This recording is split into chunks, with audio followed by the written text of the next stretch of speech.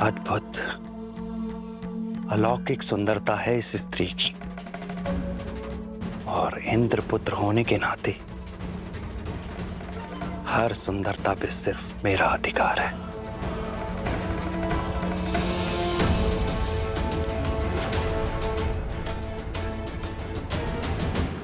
सीते, हाँ, केवल हाँ, मुड़कर भी नहीं देखेंगी? पीछे मुड़कर देखने का लाभ तब है जब आप वो सामने लेकर आएंगे जो आपने अपने पीछे छिपा कर रखा है।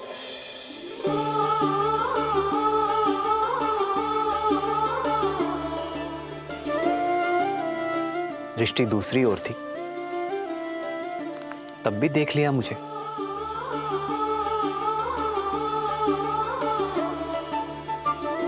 क्योंकि अपने राम को देखने के लिए सीता को दृष्टि की आवश्यकता नहीं आ रहा है। जन्म जन्म का है ये संगम, राम रतन सीता वैभव धन।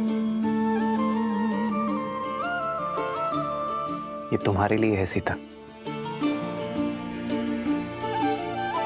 पुष्प सुंदर है और जिस प्रेम से आपने इन्हें गूंथा है, अब ये दिव्य हो गए हैं।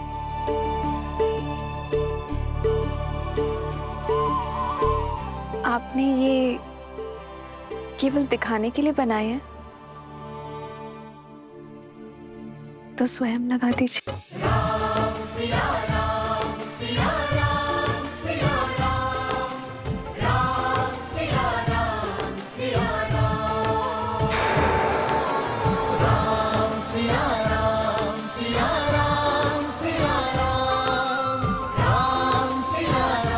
प्रसन्न हो सीता? हाँ, किंतु मुझे प्रसन्न करने के लिए उपहारों की आवश्यकता नहीं है आर्य। केवल आपका साथ ही पर्याप्त है। जानता हूं सीता, किंतु प्रेम पा लेने के बाद उसका महत्व कम आंकना ही पुरुषों की सबसे बड़ी भूल होती है। जो है, जितना है, उसी में निरंतर प्रयास करना ही सच्चा प्रेम है। फिर महाराज दशरथ की सबसे प्रिय पुत्र वधु और महाराज जनक की सबसे प्रिय पुत्री के लिए मैं इतना ना कर सकूं, तो फिर मेरे पुरुषार्थ का लाभ ही क्या है? आपको ऐसा लग रहा होगा ना कि मेरे माता पिता को मेरी चिंता होगी, किंतु चिंता वहां होती है जहां विश्वास नहीं होता, और मेरे माता पिता को आप पर पूरा विश्वास है। अपने जमाता श्री राम पर महाराज जनक का विश्वास पूर्ण है।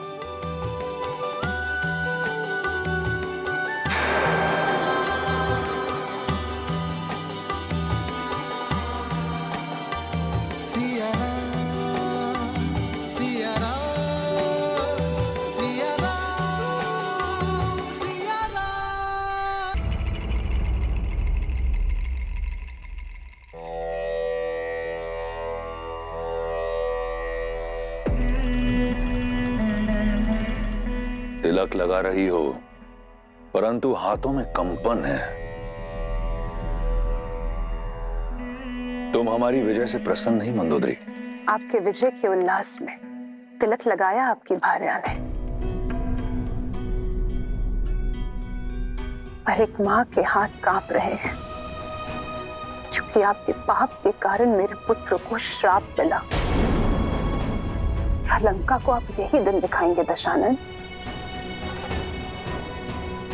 कि लंकेश का आदेश उनके पुत्र की मृत्यु का कारण बनेगा? माता, जो श्राप कभी सत्य होगा ही नहीं, उसके ताप से कैसा भय। और मुझे पूर्ण विश्वास है मेरे पिताश्री मुझे कभी ऐसी कोई आज्ञा नहीं देंगे जिससे मेरी मृत्यु मेरे समीप आए। और लंका की महारानी को ये भयभीत होना शोभा नहीं देता। ये महारानी तुम्हारी मां भी है पुत्र। इस श्राप का भय इस मां के मन से कभी नहीं जाएगा। शाप और वरदान एक वीर के जीवन का भागीदार होता है मंदोदरी, परंतु एक पिता तुम्हें यह वचन देता है, जब तक मेरी श्वास चलेगी मेरे पुत्र पर किसी संकट की छाया नहीं पड़ने दूंगा। पाप और श्राप अपने परिणाम तक पहुंचने का मार्ग प्रशस्त कर ही लेते हैं लंकेश। पाप और पुण्य की परिभाषा इतनी सरल नहीं। तुम्हारी मां के मन से यह भय दूर करने का केवल एक ही मार्ग है मेघनाथ। जाओ, तप करके ब्रह्मदेव का आशीष पाओ और उनसे माया युद्ध का आशीष पाओ। एक बार तुम माया युद्ध में सिद्धस्त हो गए तो कोई शाप तुम्हें हानि नहीं पहुंचा पाएगा। जो आज्ञा पिताश्री।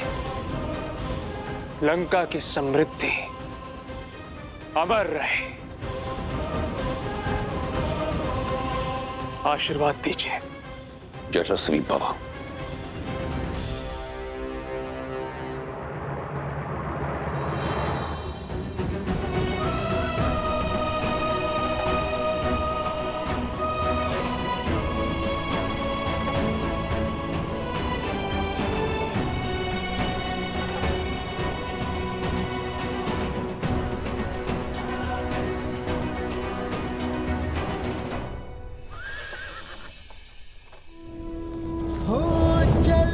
प्रात लखी निर्णयुनी के भरतु प्राण प्रिय भेष बही के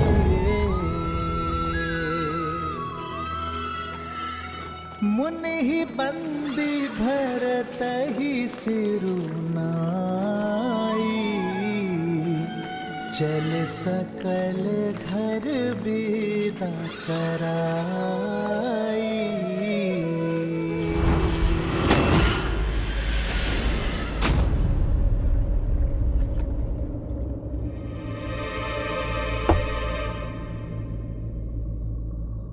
ये चेतावनी कैसी?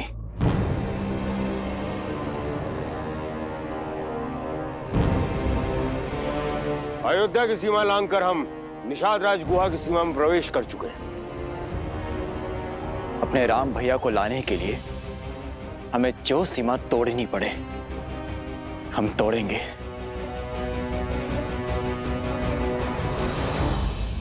निषाद राज गुहा हमारे मित्र हैं। ऋणी है अयोध्या निषाद राज की, जिन्होंने कुमार राम की हर संभव सहायता की है। फिर तो वो हमारे मित्र हुए और पूजनीय भी। मैं अभी उनसे मिलकर उनकी सीमा पार करने की अनुमति लेकर आता हूं।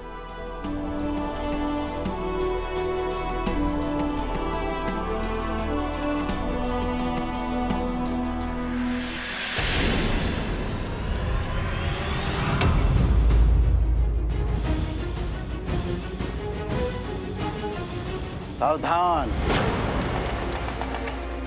सावधान, सावधान। अयोध्या नरेश भरत निषाद राज की सीमा पार करके श्री राम के लिए संकट नहीं बनने देंगे हम तुमको। आप अनुचित समझ रहे हैं निषाद राज। मैं तो बस आपसे। हम उचित समझ रहे हैं। देव तुल्य श्री राम को अयोध्या महल से निकलवा बनवासी बन के भी तृप्त नहीं हुई तुम्हारी आत्मा, जो यहाँ इस सेना को लेके आक्रमण करने चले आए।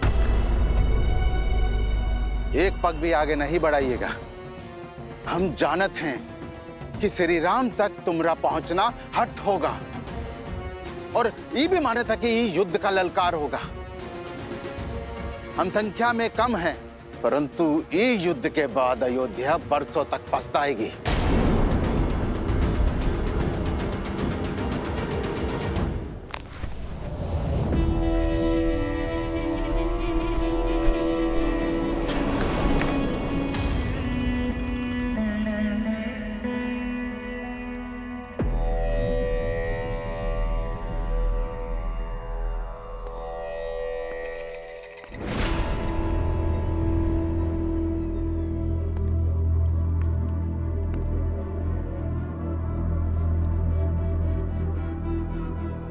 मैं जानता हूं तुम क्या पूछना चाहती हो। मैं फिर भी सुनना चाहता हूं। भैया, आपने मेरे पति के प्राण ले लिए, उससे विचलित नहीं हूं मैं, क्योंकि कदाचित यही आवश्यक था। अगर विचलित नहीं हो तो क्या प्रश्न लेकर आई हो? यही कि मैं अपने पुत्र के प्रश्नों का क्या उत्तर दूं भैया। मामा के होते मां को उत्तर देने की आवश्यकता नहीं।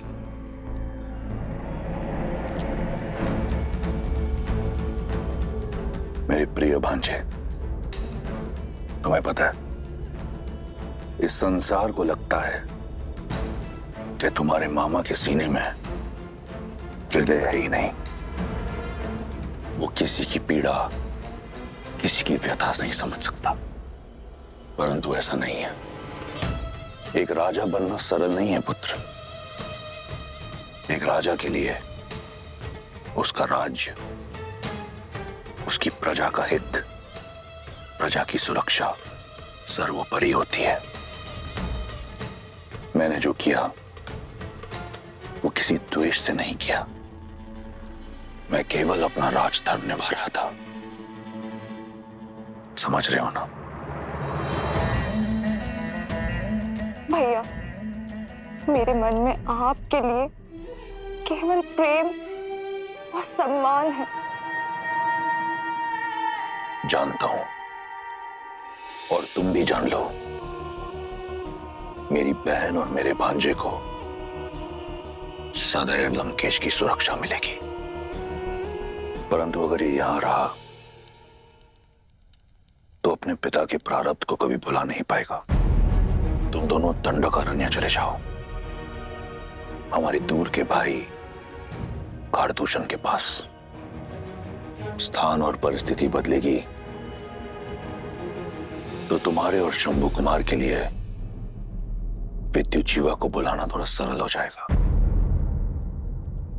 मैं समझती हूँ भैया, आपके आदेश का पालन होगा। मैंने तुम्हारा पति छीना है, तुम्हारा जीवन नहीं। पत्नी धर्म से मुक्त हो तुम। जीवन का नया पथ और नया साथी चुनने को स्वतंत्र हो तुम। ये मेरा वचन है, जो भी तुम्हें भाएगा तुम्हारा होगा, तुम्हारा होगा, किसी भी मूल्य पर, किसी भी मूल्य पर। ये रावण का वचन है।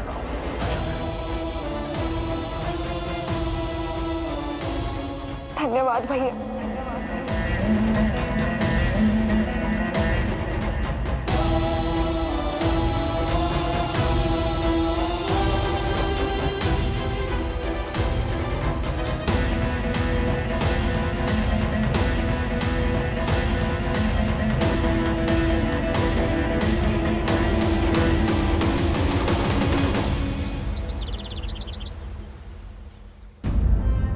महाराज दशरथ का देहांत और मेरी सीता, राम, सीता और लक्ष्मण को वनवास भेज दिया गया है। ये क्या अनर्थ हो रहा है अयोध्या में आर्य? मेरी सीता और उर्मिला के साथ घोर अन्याय।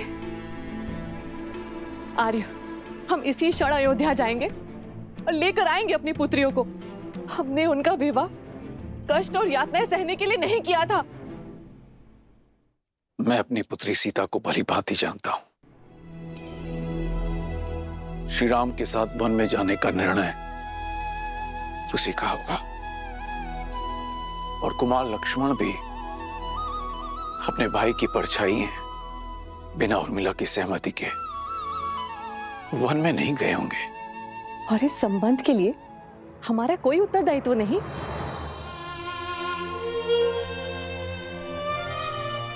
माता पिता को अपनी पुत्री के वैवाहिक जीवन में हस्तक्षेप नहीं करना चाहिए सुनैना, जब तक वो दोनों हमसे अपना परामर्श न मांगे।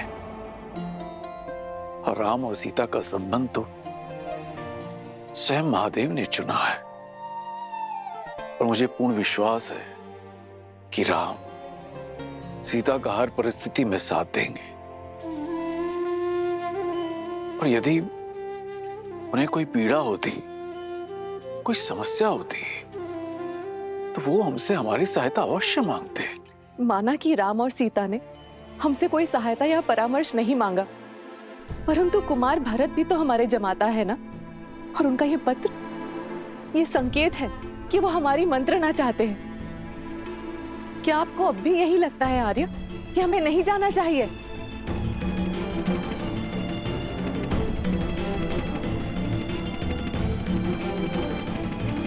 हमारे शरीर में प्राण रहते हम आपको आगे नहीं बढ़ने देंगे।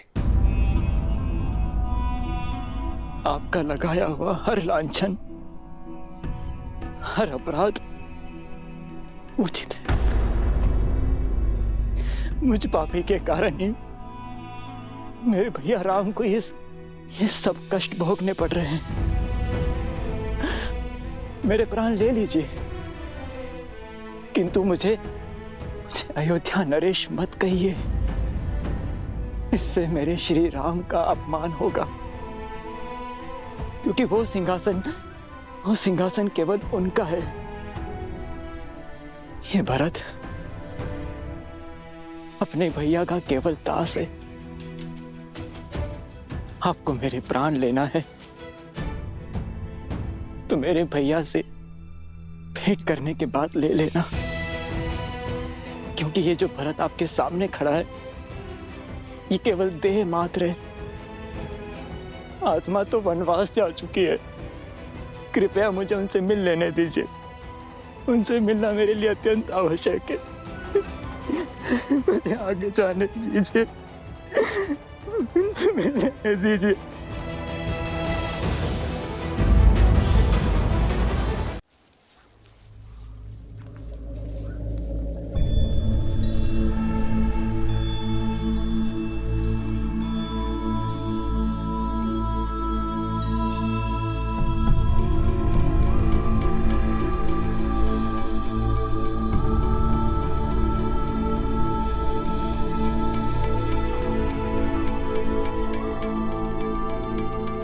ये का है? सारी महारानियां ऐसन वस्त्र में, और ये कलश।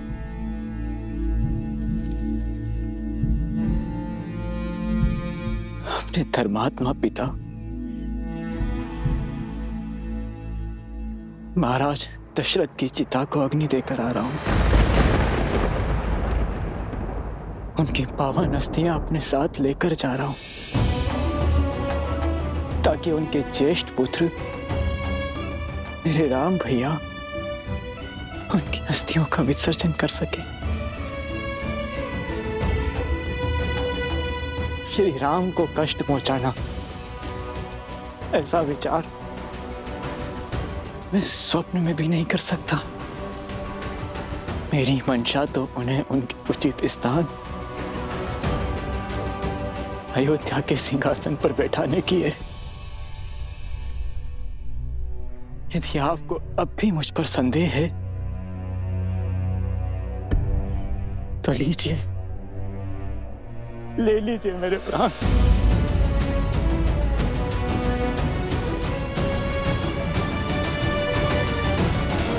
क्षमा प्रार्थी हूं आपकी मंशा पर संदेह किए।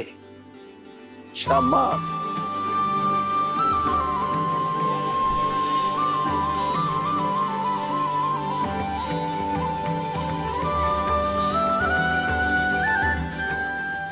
वही प्रेम, वही भावना, वही ऊर्जा